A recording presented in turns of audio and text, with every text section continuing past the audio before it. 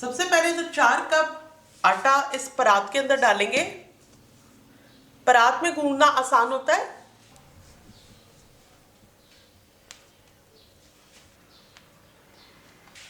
आधा चाय का चम्मच नमक का इसमें ऐड कर रही हूं।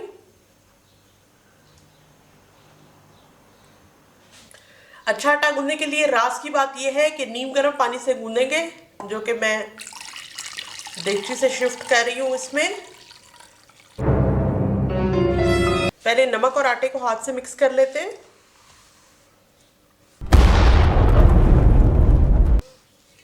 अब ये देखें, यहां से ये खुश्क है तो यहां पर हमें पानी ऐड करना है।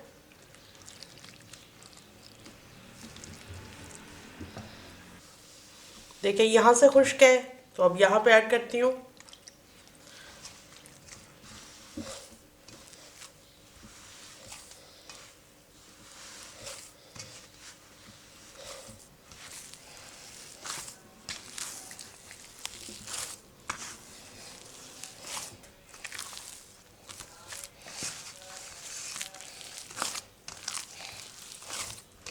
अब मैंने आटे के अंदर इतना पानी ऐड कर दिया जिसकी वजह से ये एक बॉल टाइप की बन गई है, और अब मैं इसको गूंदना स्टार्ट करूंगी।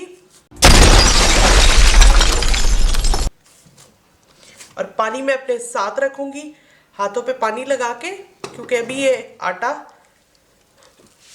ज़रा सख्त है। हाथों के ऊपर इसी तरह थोड़ा थोड़ा पानी लगा के मैं इस तरह इसको गूंदती जाऊंगी, इस तरह फोल्ड करूंगी।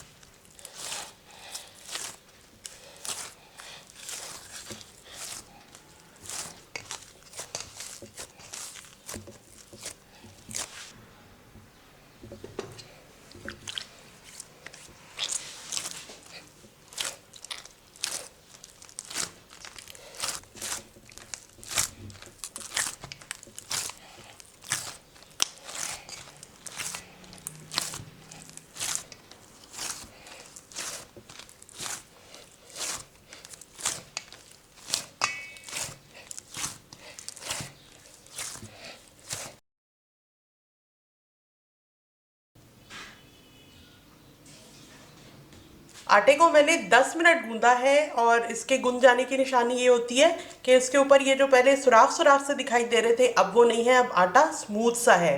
तो अब इसको मैं डब्बे में डाल के ढक्कन लगा के फ्रिज में रखती हूँ, और आधे घंटे के बाद जब इसकी रोटियाँ चपातियाँ आप बनाएंगे तो बहुत अच्छी बनेगी।